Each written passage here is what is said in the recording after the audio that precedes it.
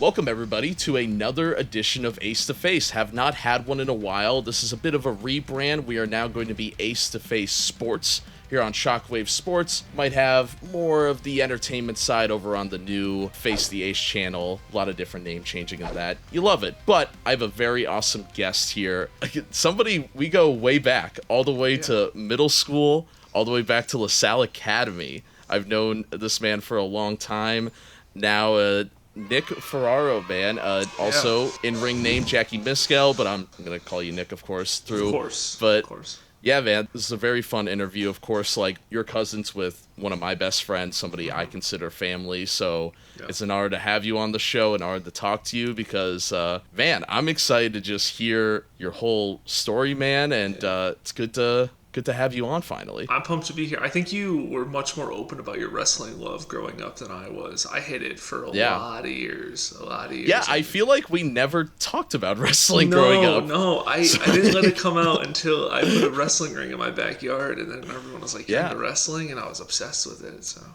Yeah, I think I was living out of state at the time, and I would just hear about your backyard wrestling, and I was like, hold up, like. Yeah. Kevin's cousin Nick Ferraro's into wrestling? I've never had that combo before. Yeah, like, it was quite an obsession that was hidden deeply, you know? Yeah, I feel that, because it's like, I was really into wrestling, of course, in middle school, and then, like, everybody started to not be wrestling fans anymore, but then I never stopped, and it was, like, this weird thing of, like, I'm still watching, but I'm not talking about it with anybody anymore. I think everyone goes through that phase, and it's funny because the only person that really knew I was a wrestling fan was my brother, my family, of course, but my brother, and I loved it. And then actually the person that I'm wrestling in the main event on this show that I'm running he was also the only one that knew. Like, we're both YouTube reviewers. Yeah, we review shows on YouTube, and we met through that. And he's from North Carolina, so like we just had this like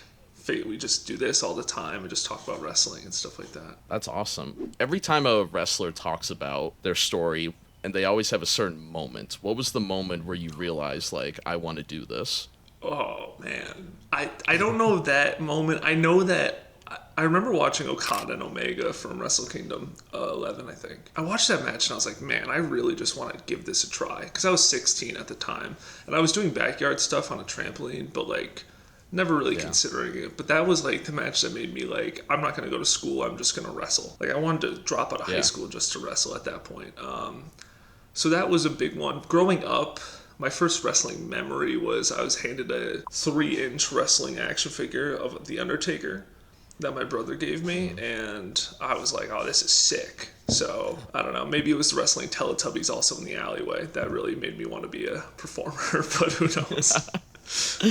You mentioned the high school and everything during that time. What made you want to create an entire E-Fed, essentially, of a backyard wrestling promotion? So we were doing trampoline stuff for a while, and then like going back and forth in the summer from North Carolina and Pennsylvania, and all of a sudden we're like, I remember his name's I'm gonna call him Brooks because that was his backyard name, and I only ever referred to him as Brooks. He's BK Westbrook now, incredible wrestler. Brooks and I were just talking the one day, and he goes, we should get a ring and like invite people, and I was like, that's crazy. Ended up getting a 12x12 boxing ring with no spring in it at all. Low boy. I could feel it in my back as you say that. It was brutal, but we got it, and we just were like, let's do AGW. And then I got my best friend Jake on board, and I remember asking him during a really boring episode of Raw if he wanted to like put on a mask and wrestle for me. And it was kind of the core 3 of us there, and then there was a few other guys, Kevin, who really helped us along. But yeah, we just decided to make this thing, and it grew from like 50 people in the backyard to by the end there was like 300-ish people in the backyard from high schools. So it was very cool, very, very cool. That's awesome. And what were your inspirations to do that? Like, was it the Hardys? Like, there's a lot of stories of wrestlers starting like that. So we kind of had a disdain for like backyard wrestling in a way. Like, we didn't like all the like light tubes, the flaming tables, all that stuff was like too extreme. We really wanted to tell stories, and that's hard to do in a backyard wrestling thing when people just want to see you get hit in the back with a chair, right? So our inspiration was really just what we were watching and what we wanted to do. I mean, everyone had like individual inspirations in terms of their gimmicks. Like I was kind of a Bray Wyatt type for a little while, and then I just became Nick Ferraro in face paint. And then Brooks was like a Kenny Omega type. Jake was, I think he wanted to be Pete Dunne badly, but it didn't, he wasn't, God bless him, he wasn't the best splasher in the world. He would do this splash off the top rope, and he would just put his feet down all the time. It looked terrible. But yeah, we had inspiration for wrestlers. That was always my issue. I grew up wanting to be a Jeff Hardy, but I'd probably die if I tried to do a Swanton Bomb. Yeah. So I could definitely relate to that. I'm not a flyer. I can never fly. But I still, in my backyard days, I was more of the, I'm going to get hit with the back with all these things and be all right with it. But yeah, we were just inspired by telling stories, I think, there. When I watched some of it back and I showed my friend, and we'd always, send each other like funny backyard wrestling stuff, but yours was different. Like we were watching this, like there's an actual story here with characters, like it isn't a spot fest. Like you had something really unique there, and it felt like you did put the series to a close. What made you want to end it and maybe, evolve into something more? Really, it was like, okay, so Jake's a year younger than me. So we ended it the year Jake was in senior year, we ended it. And it just made sense. Everyone's going off to college at that point. Right. There was no, like, we were supposed to end it the year I was in senior year, and I hated the last match that we had. I thought the show was shit. So I came back the next summer and did 2 more. And we had to move on. I had to actually go do it for real. And then I ended up training to become a professional wrestler at that point. Where are you training, or where have you been training? Okay, so I trained a lot of places. Started at the Sanctuary in Hazleton, Pennsylvania, and that's where I started. It was, I remember I started in September. It's in a church, and the church didn't have a lot of heat, so It was very cold training, but honestly, those guys, I mean, they really took me in. They really helped me out. It was kind of a throw into the fire style training. It wasn't like, here's how you take your bumps, here's how you take, it was more so, let's see what you could do. And I think I really benefited from that. A lot of memories there. And then I moved to North Carolina to train briefly for about 7 months during COVID with Brooks and his gang down there, Ryan and Eric. And that was really rewarding. That's where I had my first legitimate match in North Carolina. That was in March of 21, I believe. Took 2 years off to finish school. And then I saved up all my money making throughout Benny's, who's our proud sponsor of the Sikh Pro Wrestling show. Nice. I worked there all throughout college and saved up all my money. I've had some interesting nights at Benny's. I'm a fan. Oh, yes. They're great people. They're fantastic. They've always helped me out, and they're helping us out with the show, which is amazing. But after that, I saved up all my money, and now I'm currently in Buffalo, New York, training under Grapplers Anonymous. What made you want to go up there? I remember I went to AEW in Philly, and I saw CM Punk and Daniel Garcia wrestle. I was like, where did that guy train? Found out it was Grapplers Anonymous. I said, okay, I'm going to go train there after. It was either there or Texas, and I didn't want to be that far. So I was going to train at Booker T's school or something. But it was just too far. And I came up here, and immediate family, immediate people that just took me in as their own, as if I've been there forever. And it was just it's just been a really rewarding experience. Your card for Sikh Pro Wrestling, are some of the people from that school? Yes. From Buffalo? Yes. So the first 2 matches are strictly Grapplers people. Nice. Strictly Buffalo people. And then the 4th match, which is the tag match, is 3 of them are Buffalo, and one of them is actually my trainer, Mikey Everynight. He is the trainer at Grapplers Anonymous, and I put him on the show because he's very good. So, yeah. Now, of course, this is your first show. This is debut show. If you had to just describe it in a summary, what you want people to expect from the show, what they want from the show, how would you describe it? So there's two thoughts there, right?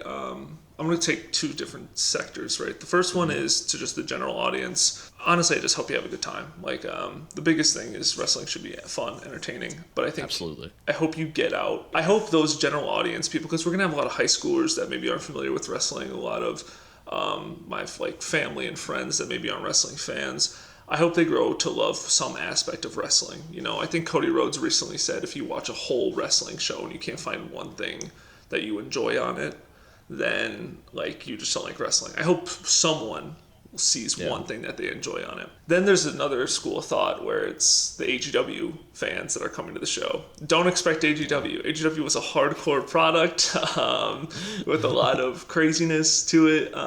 There's still going to be maybe some hardcore elements, but don't expect like kendo sticks and all that stuff. And it's not viable anymore. I'm a professional wrestler now, not a backyard wrestler. Now, you went to Holy Cross, right? I did. Was it intentional to have your first show you put on at the high school you went to? No. So we're gonna, Grapplers Anonymous runs a show, Grapple Pro, which I'm wrestling. If I don't know when this is uploaded, January 11th, they have a show up in here in Buffalo called Grapple Pro. And we're gonna run to Pennsylvania, but they didn't back out, but like they were like, we know you could do it. So I got the promoter's license and everything, and I was like, well, where am I going to put this? And I knew Mr. Tallarico, the principal at Holy Cross High School, was a big wrestling fan.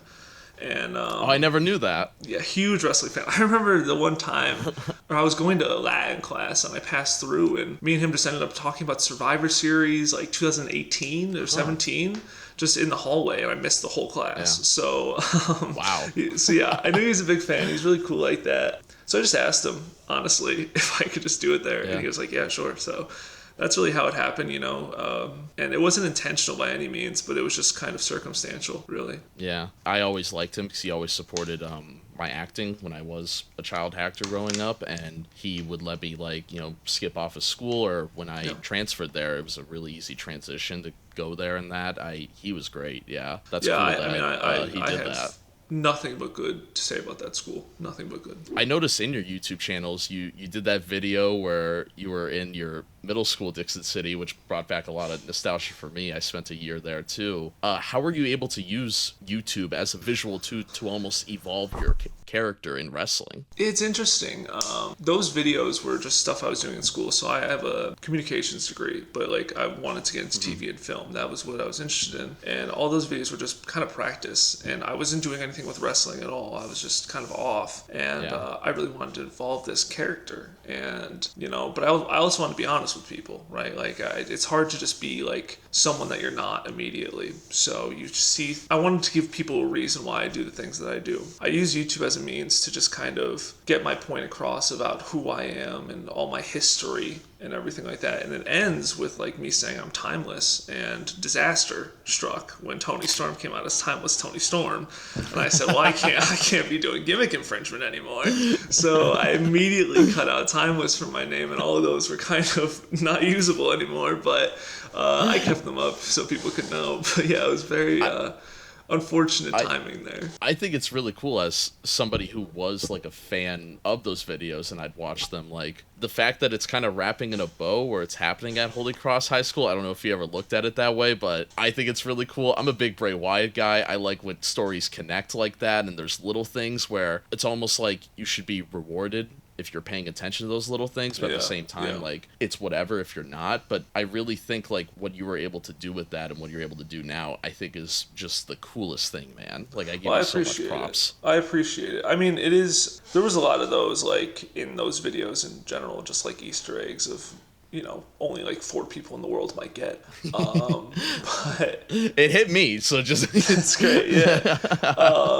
But, no, and that's another thing, like, for this story of me and BK, like, I have to tell that, you know, I have to make sure we tell that story of our history, and that'll be done like a video package and everything and a promo, but you want to make sure that the audience goes in there knowing, like, oh, there's a lot of history here, you know, this is a rivalry, these are friends, former friends, you know, all that stuff, so that's important to get across. Do you have any future content planned for any YouTube stuff, or are you just focusing on the wrestling mostly? I would love to get into, I don't have a camera right now, because I spent all my money on, you know, an apartment, I guess. But eventually, and now I'm spending all my money on wrestling. Like, I bought a wrestling ring for this, you know, I'm spending all my money on mats and everything, so guardrails. So spending a lot on that, but I'd love to. The content that will be had is likely Sikh pro wrestling content from now on. Like, whether it's promos or the shows themselves, which I do plan on uploading the shows themselves. So that's kind of where I'll go. In terms of Jackie Miskell content, I'd love to. I just have to buy a camera, and I have to not be lazy about it. We might help you on that, but as we'll find, this might have a good collab. But yeah, man, I think that's all cool. And I just want to talk to you a little about what's going on in right now. As of this recording, Raw on Netflix just happened. How do you think all that's going to impact the pro wrestling world, and what were your thoughts on the episode itself? So it's weird. I think right now is a really good time to start a promotion, right? There's a wrestling boom. There's a giant wrestling boom happening. The talent is insane. Talent's insane, and there's a wrestling boom happening in the mainstream that people want to see more wrestling. People are going to those shows they're selling out all the time, and there's a genuine interest in it. So I think that was part of the reason why I was like, oh, might as well start it now. But in terms of the Raw on Netflix, I think it's really good for everyone to get more people at the shows. I don't see a bad thing. Like even the lowest independents like mine that's gonna start. I think that's good because you might see someone like, oh, I saw this on Netflix. Whoa, this is happening in my hometown. Maybe I'll go. That's not a bad thing. You know, you're gonna hopefully sell more tickets. The show itself was fine. I was a little confused by it. Yeah, me too. But it was fine. Especially that first couple minutes. Yeah, the first couple minutes was weird as hell. I felt like it was just uncomfortable. Of course, we're both story people, right? So when The Rock comes out and essentially breaks kayfabe, it's like, what are we doing? Yeah. It was strange. I get why they did it. They're introducing Rock, and people have memories of Rock from an old time. So they're probably just thinking about him that way, but it was all right. My thing was, I would have been completely fine with it if Cody wasn't in the crowd. Like, why did Cody have to be there? Why did we have to break that? Yeah, I hated that a ton. Because it also made Cody look really small. It made Cody look very average. Every year around this time, they find new ways to make Cody look weaker around The Rock.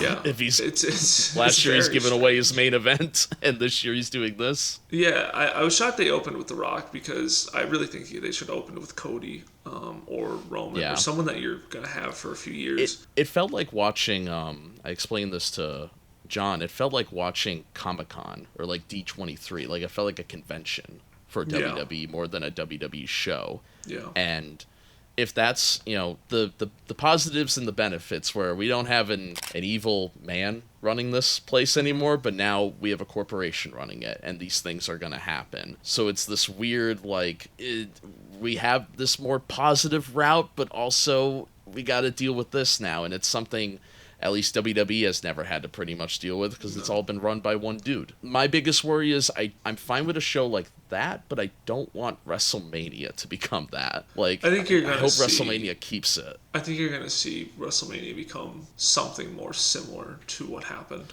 Yeah, that's my fear. They'll try to keep it big. It seems like The Rock's heavily involved, and that's not a bad thing for the mainstream audience. It's a bad thing for the diehards. I mean, last year was great, right? I mean, you wanted to see Rock and Cody. I really wanted to see Rock and Cody. I still do. Well, I did until Netflix, right? So it depends on what they do with them and all the part-timers that come back for WrestleMania. It's a tough situation, but I think wrestling will always be wrestling, and people and the biggest faults I think of wrestling is when those higher ups try to get involved in it because they don't understand it. Triple H, I think, has a very good understanding of it, so it should be all right. I think we'll be fine. I think everything will be all right. As long as Hunter stays around, I think we're good. That's also a worry. I'm like, please don't let him go. He is worth having around, please. Like, I don't think they'll let him go. That'd be absurd. I don't know. What are your thoughts on the alternatives like AEW, TNA? Do you keep up with any other American promotions? AEW just piqued my interest recently with Kenny Omega. Listen, I liked AEW a lot. I'm a big Punk guy. Huge. Like, he's probably my number one right now just to watch. So that kind of soured me a little bit on it. Not like what happened at all. It's just like that was who I came to see. Like, I loved Collision at that time. He was your draw. Yeah, exactly. I watch their pay-per-views and everything. I watch it on Max when I train on Wednesday nights, so usually I'm not home for it. But big fan of like Darby Allin, big fan of Garcia, like I said before. They're doing some good stuff. I think they just need to find their vision and kind of stick with it. But I think that they are capable of great things. What keeps me paying attention to AEW at least is Will Ospreay. Like, Yeah. what a hell of a 2 years he's had. Well, and, he had a lot of numbers on your list of best matches of 2024. yes, I saw. yes. What are your thoughts on that? Did you watch me and John's, or did you just watch mine? Because John's Was shocking. John's was shocking. I listened to both of them last night when I was working out. John's was quite shocking. Yours was more okay. He likes what he likes, because my number one match probably would have been Punk and McIntyre in Hell in a Cell. Yeah. I loved that match a lot. But I forget so many I watch so much wrestling, and all the wrestling that I watch is like 1990, 1980 stuff. It was the first. I was keeping a list all year, and it was the first time I ever did that, because you forget, like, because you just watch so much. And that's why Josh Alexander and Ospreay was like number 2. That match was in like January, and I was like, I wrote it down because I'm like, man, I love this match, because I was a big TNA mark growing up, so that was a big deal for me to have a match like that in 2024 TNA. Now TNA's kind of become classic TNA again, but with a recent signing, but as hopefully it improves. But other than Punk and Drew, like, what were your highlights of 2024? Oh my God. Ric Flair and Vader from Starrcade '94. I honestly I watch them. I watch the pay-per-views, but I just don't really they don't hold very well in my mind, unfortunately. Cody and Roman was good. I think it was a cool moment. I just think, looking back on it, the match was very good, honestly. Now you got me trying to remember things.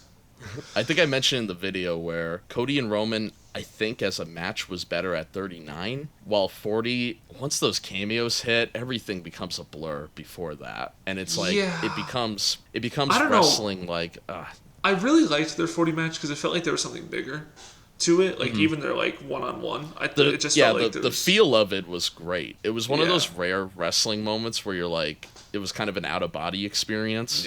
You only experience that so many times. Yeah, I do agree though. The 39 match was also very good. I don't know. I have to think about which one I liked better. But no, I mean, really, I'll just say Punk and Drew and leave it at that, because that's the one I knew was my favorite. Now lifetime matches, of course. You as a wrestler, what are the biggest matches that stand out to you that were like, I could watch this any day? Like, these are like the ones that that make me love wrestling. Okay, so a weird one is Samoa Joe and Finn Balor from TakeOver Dallas. Okay, great match. Deep cut. I like it. Awesome. Joe bleeds instantly, and they have to cover it up, but it's just the coolest.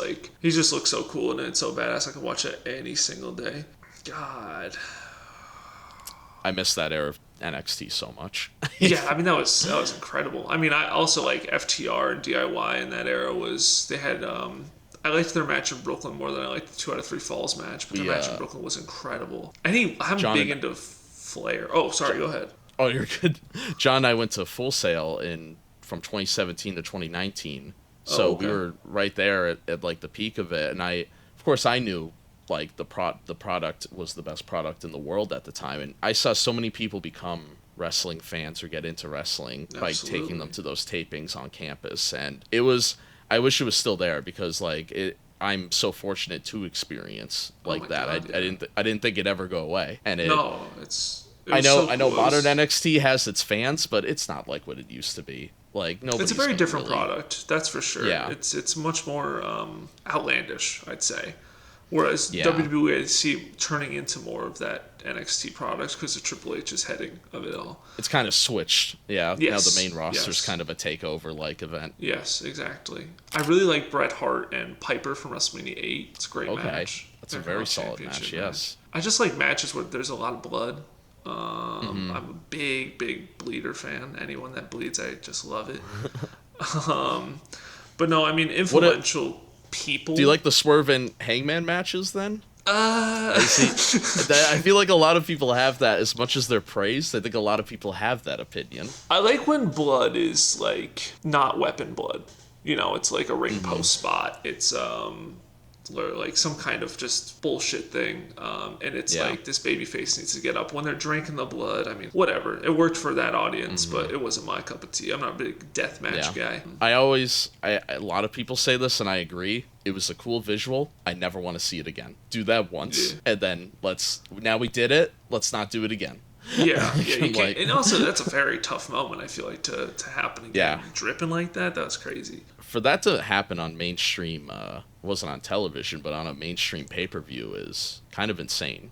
Thinking about it. It's very, very insane. But I mean, hey, people gotta do what people gotta do, I guess. I don't know. Yeah, they gotta get over somehow. Yeah, exactly. No, that was fine. I mean, different strokes for different folks. Wrestling, there's something for everyone in wrestling, I believe. It's just very... I like a very particular style of wrestling. I like very old school wrestling. I kind of wish there was... Because I know where I'm at, right? Like, I know I can't be a Will Ospreay. I just know I don't have that athleticism in me. But I love to tell stories. So I love Terry Funk. You know, I love modern day. Like, Eddie Kingston. I love Funk, though. I love Flair. I love... Piper. I love Adrian Adonis. He was incredible at it. Bret Hart. All these guys just like incredible storytellers, true storytellers. Like I miss when a punch was like the coolest thing that you'd see in a match, you know, like because wrestling was just so easy back then. Now I have to evolve, and I have. But like that's the wrestling I really like to watch because I think you learn the most from that, and I'll still watch them like Ospreay and everything. Like it's just hard to learn from it, and I like watching wrestling from very learn. And you need different styles. If you had a whole card that was just a bunch of Ospreys, it would get boring to you. Well, that was a big thing with like even just filling out my card. Like the first match is more of like a high flying, like two great wrestlers. The next match is opener. Like strong style. The next match, like it just goes on and on and on, where like you're just getting different styles in every single match because that's what wrestling. You need variety on a show. Now, if you get too much of it, it's just you're exhausted, you know. And you got to build to your main event. I'm very, very big on building to a main event. So like the first match, you don't really go to the outside. The second match, you slowly build up until the main event happens, and it's just this crazy. Everything you see should be condensed into that main event, and then more.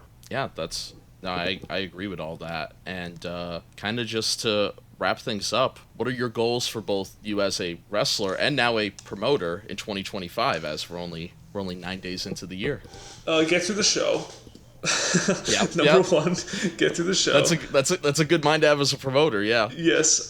January 25th, Holy Cross High School, Dunmore, Pennsylvania. Seek Pro Wrestling. You get tickets online. Be there, be square, or watch it after. For myself, just get more matches. Just get out there a little bit more. And then as a promoter, run one show. If that show does good, run two shows. If that show does good, run two shows. Good mindset keep to have. going. Yeah. So. Don't Paul Heyman yourself. Don't put yourself in. Don't put yourself in the hole. No, that's the biggest thing. If I ever go into a hole, I'll just quit, and you'll just never hear of it again. Yeah, man. Anything else you'd like to shout out or promote as we wrap things up here? No, man. Thanks for having me on. This is my first time doing this, so hopefully I wasn't. And I hope it's not the last. I would love to run this back, maybe post Mania. Would love your thoughts on it, and hopefully we could do this again soon. And if you got another show lined up, we'll run this back again, and. Well, absolutely. I'm sure this won't be the last of it. I think we'll have some other things cooking up.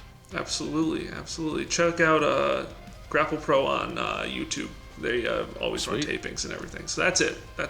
Awesome, man. And thank you guys for joining me on this edition. And be sure to subscribe for Shockwave Sports for more wrestling content. And I will see you all in the next video.